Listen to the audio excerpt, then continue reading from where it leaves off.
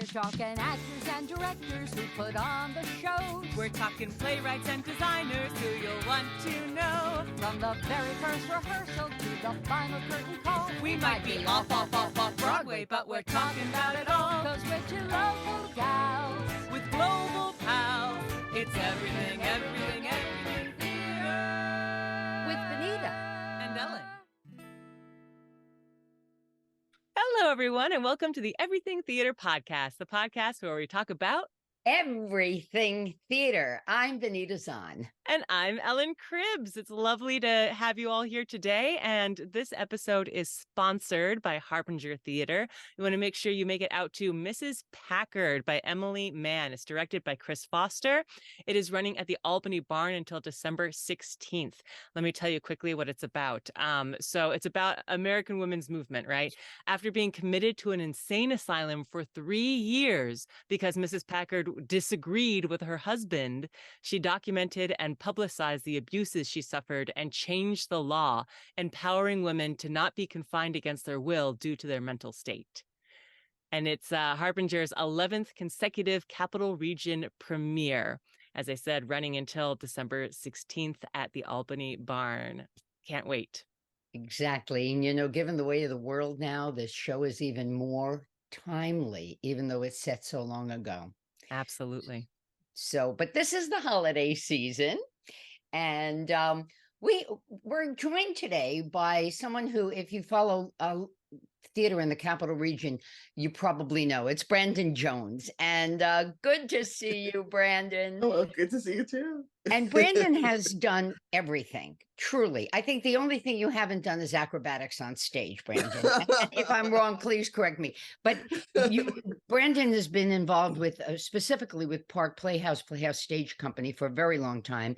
And you've done, performed, you accompanied, you train folks with voice, musical direct, and now you are you're working with Norwegian Cruise Line as the cruise director and performing there as well. So, and living in New York City. So where do you want to start, Brandon?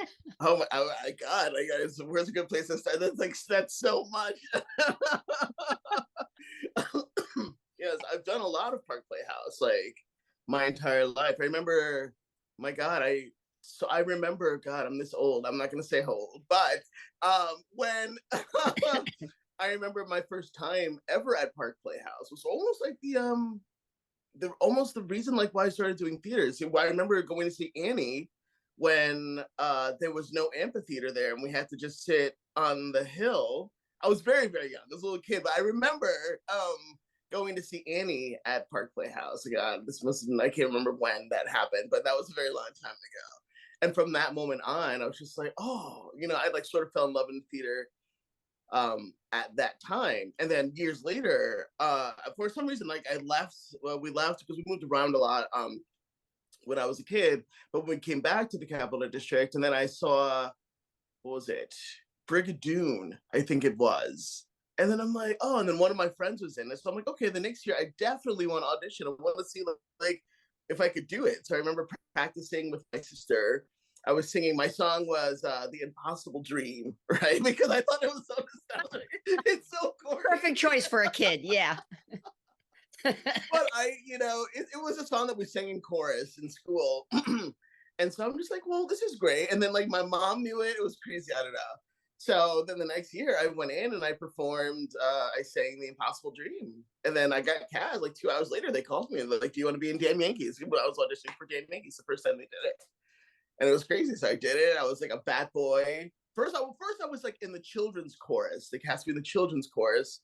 And then I think one of the guys in the main ensemble had to drop out. And so because I was a dancer, I got promoted to like the adult ensemble. So here's like little me in like as like being one of the adults. And so I was in Damn Yankees, and that was also the first year of, well, I guess at that time they called it Park Playhouse 2, and we did Once on this Island, and then I was in the very premiere season of That's Park over Playhouse 20 2. years ago. Yeah. I know, because I missed an opportunity to perform with you then. I was going to play the reporter role and I blew up my Achilles. and I wasn't Oh. healed enough to be able to dance. And the woman who played it was fabulous. I sat there, cheering her on with tears in my eyes. But That's you were insane. also wonderful. And being on stage with Brandon, if anybody who's listening has had an opportunity, it's just wonderful because Brandon, you're so very there and a very giving performer. Thank you, Benita. That's so nice to say. It, Thank you. I love when you pull up your page. If you go to if you Google Brandon, what comes up is frog. Oh my God, I didn't even know that. Because you've also been involved in the touring productions for the children's program, to take to the schools. Hmm. Yeah, we did like Frog and Toad, and then there was something else that I feel like I was a part of. Like during the pandemic, we did Peace, Love, and Cupcakes, and I think that was like filmed. I only had one small part. It was like me and Dashida had like one small part as this British couple who falls in love with the cupcakes. And like, I was like, all right. I should point out that's Dashida Cortez, who's also a wonderful performer, a voice that goes from here to Schenectady and then some. Yeah. You know. She's amazing. Yeah, we had a great time. It was like, so, as she called me, she's like, and I feel at that time, I was just aching to do anything. During the pandemic, I hadn't performed in like almost a year. And so, it's just like, I get a call from Ashley, and she's like, "You guys want to do like a small part?" I'm like, "Yes, like anything, like anything that I can do." And Ashley Krause is the she does the choreography and is intricately involved in the children's program. So Yeah. I feel like we need a primer going along with this. I know. I'm just dropping all these names in here. Thank you for feeling. And now Ellen is performing with the Christmas show at Park. Oh yeah. Yeah, it's my debut. Yeah. Oh, that's so exciting. I music directed it the first time they did it. And it was very quick. It was just like, I remember only because I had just moved to the city and I think I started a new job at the time. I can't remember which job. But I could only come like Mondays. So I'll only rehearse like a music director like one day a week, trying to like cram all the music in. So it's like, it's almost like I don't even remember the show. Like it's crazy because I'm coming to see it next weekend. I'm coming, I think, on the 9th to come see it. So I'm very excited. And I remember loving it so much. It's such a charming little show. But yeah, so it's almost like I'm looking at it with fresh eyes. Like there's some songs that I remember, but there's some songs that I have completely forgotten. So it's almost like it's like watching the show from scratch because it was such a whirlwind time to in my life. So it's just like I was only there once a week, and so I remembered the songs that I was going to teach, and then once I taught it, it was already gone. So it's like I'm watching the show from scratch. I don't even remember. Let me jump in. Brandon, share with us a little bit of the transition. And you're still performing, but going from a performer to a musical director. Wow. Okay. So I've always wanted to music direct. So it's so strange because I was actually at another Park Playhouse thing. I was very inspired by Tim Nelson when he was music directing the show because he was my very first music director on Damn Yankees. And also, what's his name? Mark Broccoli used to be the accompanist, the piano player there all the time. And I was so impressed by his skill. And, I wanted to be able to do that. And at that time, like I wasn't like a proficient piano player at all. So I basically, and because I was such an involved kid, I was doing lots of theater. I was dancing. I was just involved in so much stuff that my parents, because there were three other siblings, just couldn't afford piano lessons. So I had to teach myself. So my mom bought this piano for $100. It was like, it wasn't even like all the keys didn't work, and but I was in love with this thing. And at that piano, I taught myself how to play. And then once that happened, I, started doing Park Playhouse shortly thereafter. And I was so like inspired by like by music directing. And it was so much more than just like plunking out notes. It was like learning how to interpret certain pieces and choices that you make in the music and how to phrase, different kinds of songs. And every time, I'm like, this is like the coolest job to do. And so, as I was coming up and learning, I worked at all kinds of places like music directing and playing piano. And then when I got into Park, I think the first show that I music directed there was Godspell. but I was also like the audition accompanist for like a couple of years before that. Cause I'm like, I want to be Mark Broccoli. And so it was sort of like full circle when I started playing auditions, because Mark Broccoli would play auditions all the time. So I'm like, I've done it. It's like a full circle moment. And then when I started music directing, another full circle moment for me. Because I was like, I'm the new Tim Nelson. I'm a music director. It's crazy.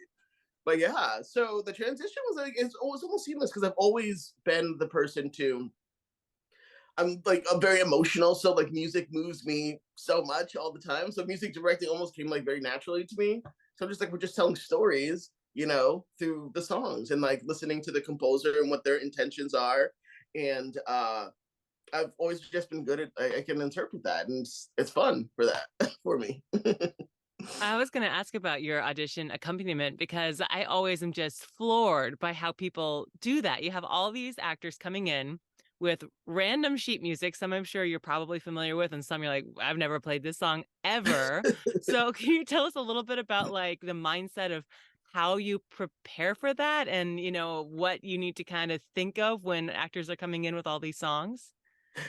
It's it's hit and miss. As a musical theater person, I know a lot of songs, but then sometimes like even songs that are very difficult. So there's no way to prepare for it. It's always like an adventure, and you don't want to mess up anyone's audition. So what I like to do is I will spend as much time as I can with them, usually like a minute, to go over it and play through their songs and see what happens. Some composers are very easy. Most show tunes have like a basic beat, or if I'm familiar with it, I can just like read my way through it. But then you have like some composers that are very difficult, like Jason Robert Brown or Sondheim, which depending on the song can be very, very difficult. So I just say, well, good luck, and I'll do my best. But there's certain things that you don't bring to. I mean, listen, I feel like in some ways that's to say like certain things don't bring to an audition, but as long as like your song is decent and it has like a regular beat that I can follow, and they don't do too many acrobatics in their song, I can pretty much follow anything. But it's like when you bring in a song that's really difficult, and you're doing all this stuff, and I'm like trying to follow you, that's when it becomes hard and challenging. But I find that I love it because it's an adventure, and it really keeps you on your toes. Like you really have to be focused like 100% of the time, because as an actor too, I want to make sure that they do as well as they can possibly do, like all the time in their audition. So it's like I want to really work with them and make sure that I'm getting it right, or at least most of it right for them. So you gave us kind of like the to-do of song choice. But are there other actor to-do, not to-do when picking a song and bringing it in for the accompanist? Like what helps the accompanist succeed the best?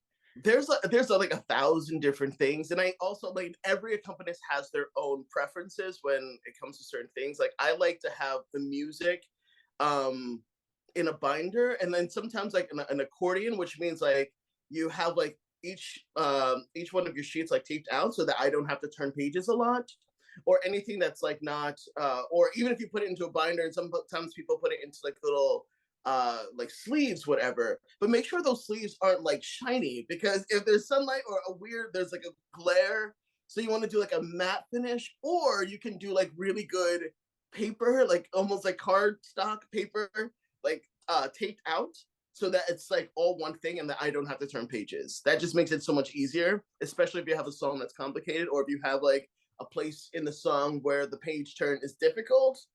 So I mean, there's a lot of different things. Like I'm pretty easy because like, a lot of kids don't really know this. So I'm just used to just like fudging it along, but it would be easier if things were just like all right there. I don't have to turn any pages. You put it out. It's very clearly marked from where you start and where you stop, and that the entire piece of music is on there, because sometimes they'll give you music and just like the whole bottom line is like out. So you're just like, what am I supposed to do? So I would just make it up, So you want to make sure that the entire sheet of music is there, and I can see everything very clearly. Everything is very clearly marked where you start and where you stop.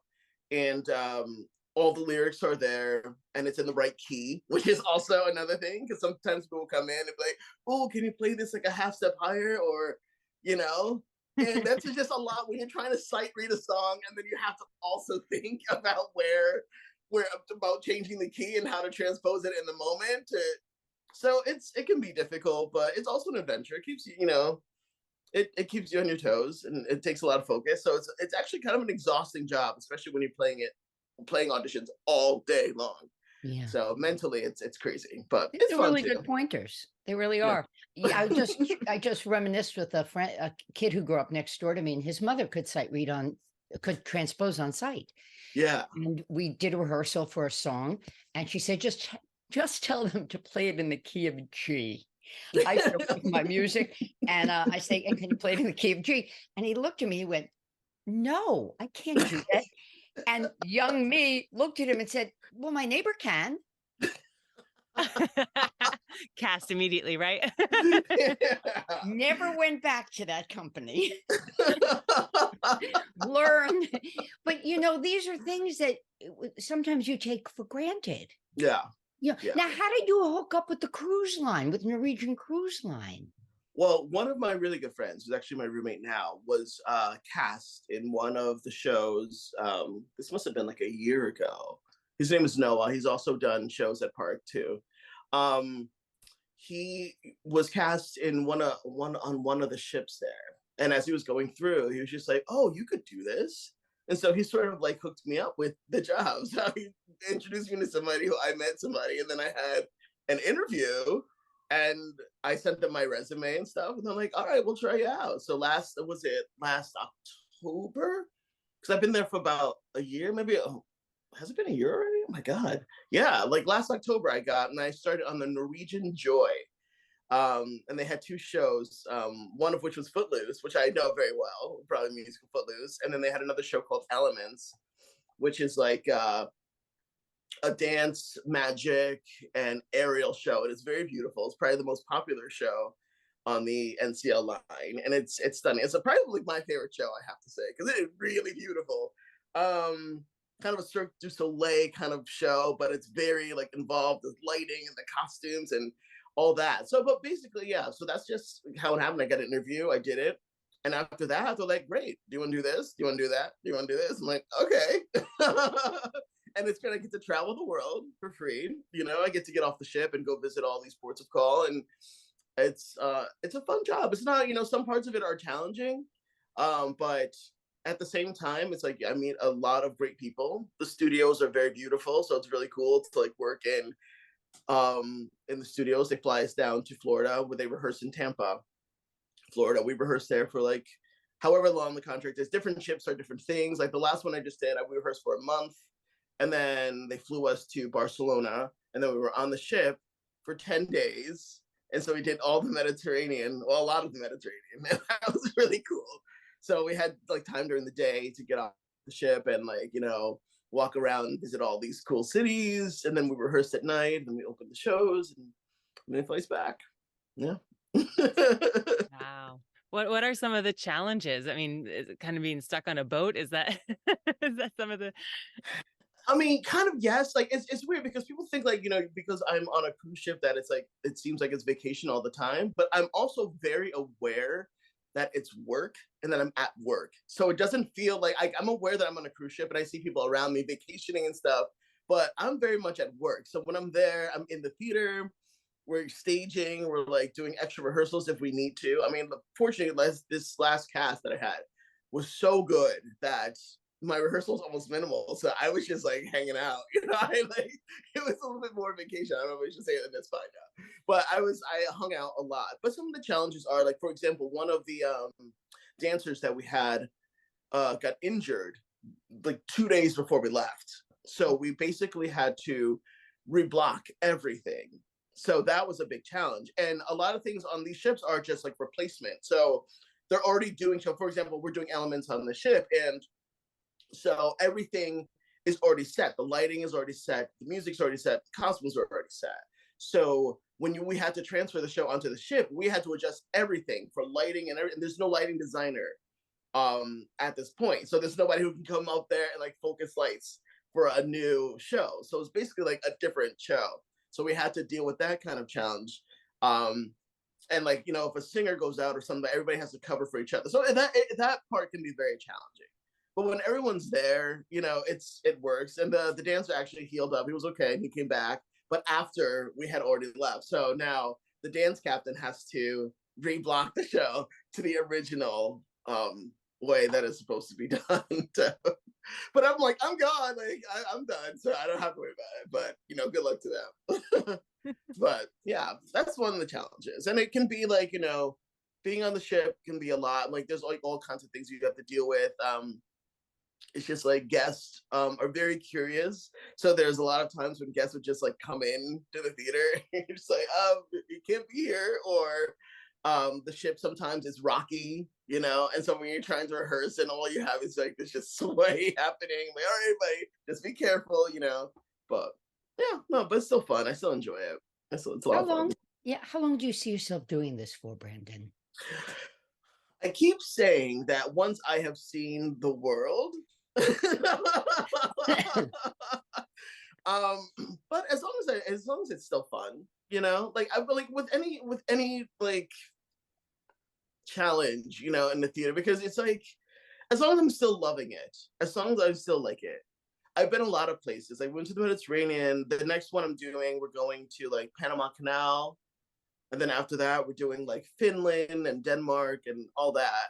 So, and so far I've been to like Southeast Asia, which was gorgeous. We went to like Vietnam and Bali and the Philippines and Cambodia and Singapore. So, you know, as long as I'm still having fun, because it's like, you know, I really enjoy it, but it's like I feel like I'm not always creating, I'm just recreating. So it's like just replacing the shows that are already there, you know. So there's a very specific way to do things, like as opposed to in the theater where you're starting from scratch and you're creating a show, you're making a show. These shows are already established. So like there's not really a lot you can do that is different from what they're already doing. And so it almost feels like it's a machine.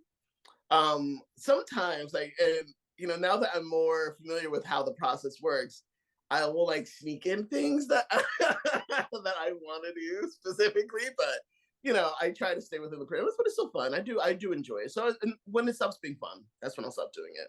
But I love cruising. I love being on the sea. I love getting to visit different countries. So once that wears off, then we'll see.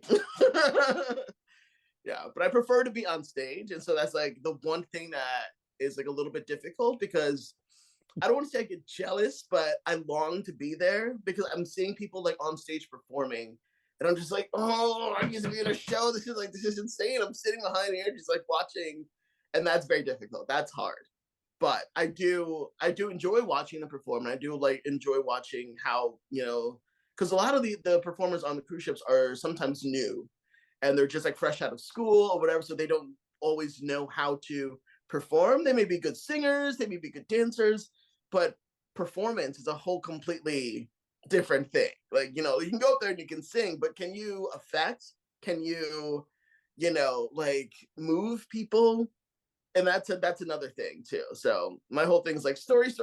I know we're just doing like little review type shows, but please tell the story, because it's so much more interesting than you up there singing with a pretty voice. People want to feel something. People want to be affected. You know, they're on a vacation to escape, and so it's our job to help them do that as performers.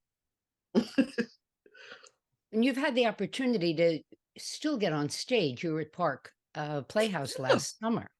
Yeah, something rotten. So, oh my God, it was a blast. I had so much fun doing that show, and the cast was awesome. And I love working with Michael and Brian and Ashley. It's like a family. So it's like, I love going back there. It's like being at home, you know? And so it's always such a safe space and just a freeing space for me. So I can't wait to go back. Oh my God, what am I doing next? Spring Awakening. I'm directing Spring Awakening when that comes up later in the season.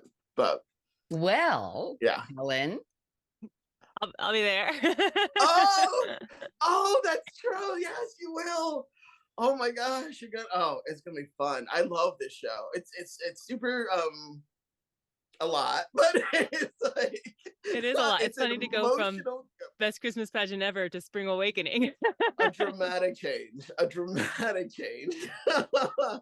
But the music is beautiful. It's a great story, you know, and you know, me, Chuck, and Ashley are such a great team. We work together so well. It's like we all think with one mind, and it's insane.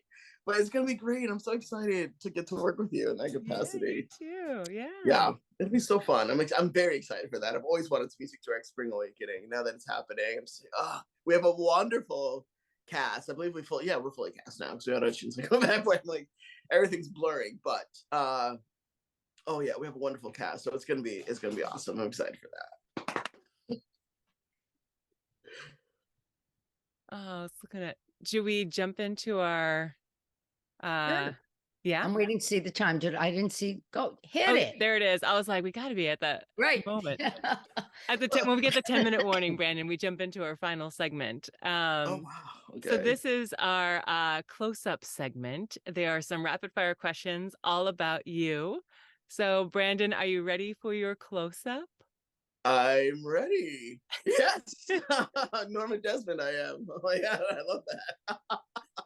Yes. So when was the moment in your life when you just knew I have to do theater? I was in 8th grade and we were doing a show called well, they were doing a show called Little Miss Christie. And the year before that I had saw a show, they did Little Luncheonette of Terror. And I'm like, oh, I can do that.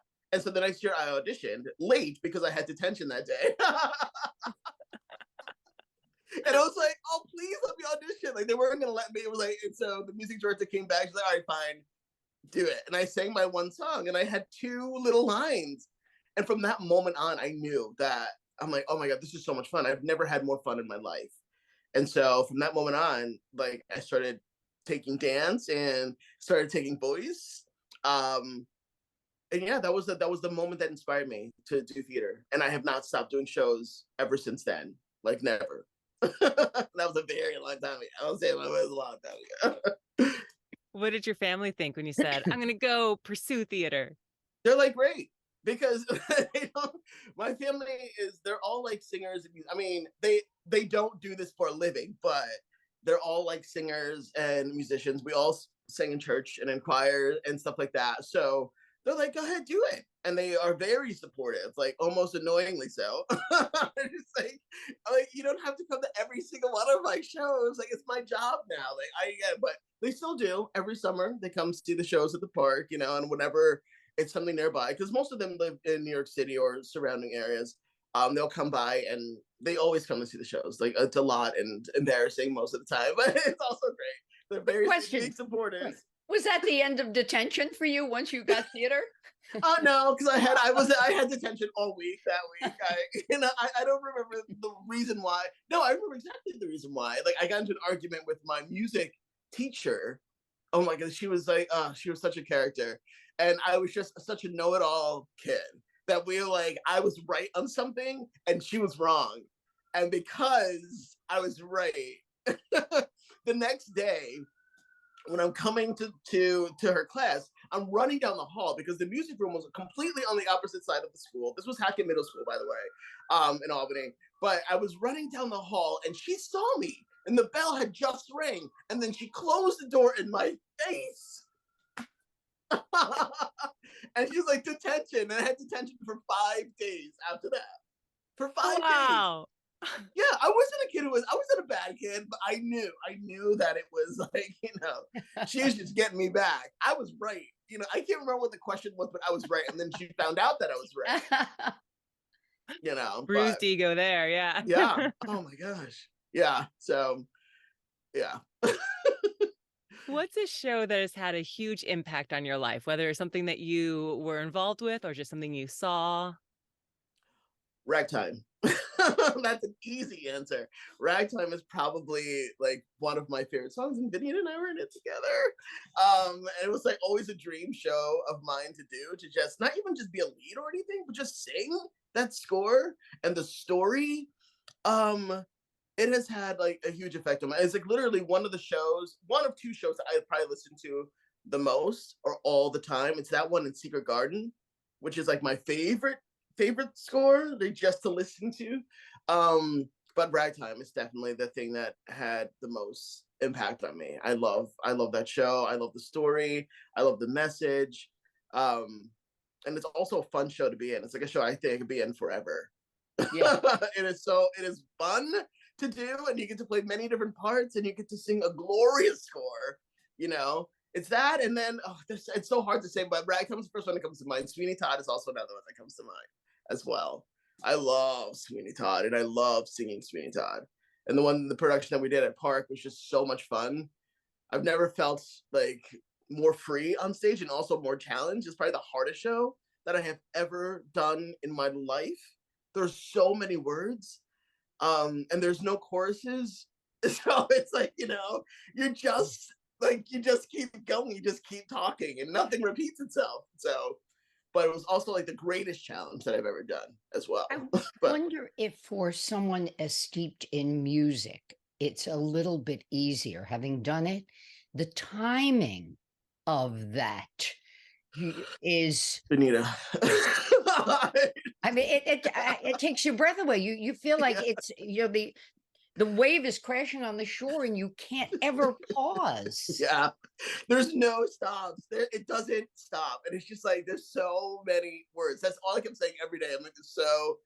I remember Chris Frazier and I would sit backstage and just literally, because the production we did, we were not only just the roles, I was Tobias, but we were also, in the ensemble. We also sing all the ensemble parts. So that kind of like triples your work because, just the ensemble alone, they're singing so many words and the same like musical phrases with a lot of different verses, a lot of different, words to say. So every day we would get there like an hour and a half before and just like sing the entire show through our heads. Like together, we'd have a script out and we'd make sure we double check and just do the entire show because there's too much, and you also want to think about like your choices and what you're doing on stage. So you don't want the words to become a hindrance as opposed to, something that is moving the story along. I don't know, but it was really hard. It was hard, but it was also like the most fun I think I've had because of the hard.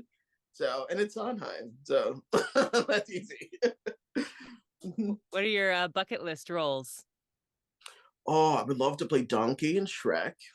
My also I would love to. My dream role is, and this is so funny, but I want to be the Phantom. The Phantom of the Opera.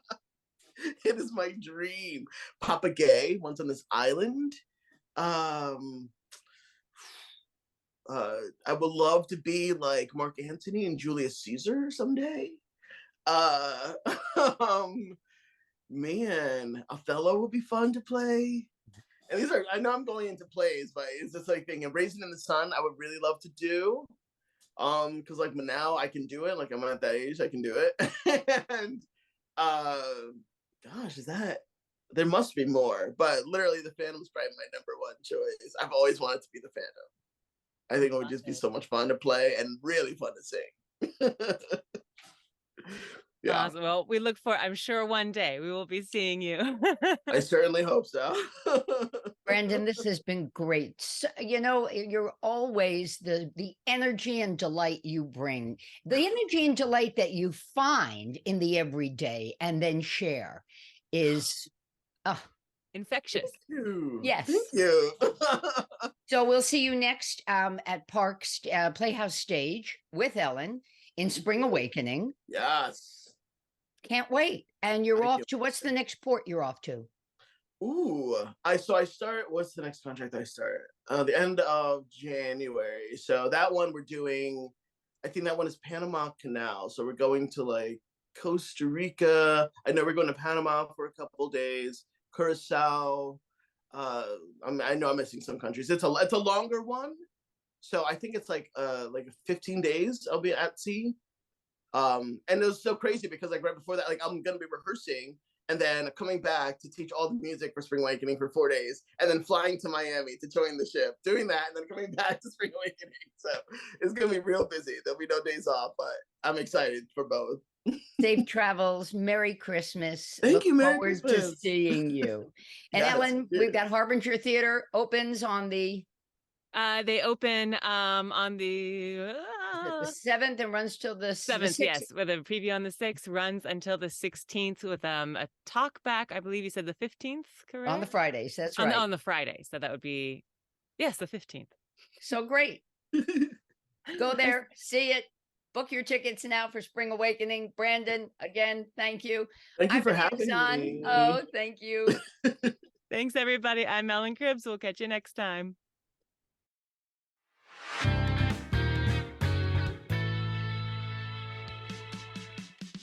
Thank you so much for listening to the Everything Theater podcast. Special thanks goes out to Alice Grinling for our photography and Justin Friello for composing our amazing theme song. Please remember to subscribe to our podcast and follow us on Facebook, Twitter, and Instagram. If you want to share your thoughts or what's going on in your theater community, you can reach out to us on social media or through our email at everythingtheaterpodcast@gmail.com. Till next time, it's everything, everything,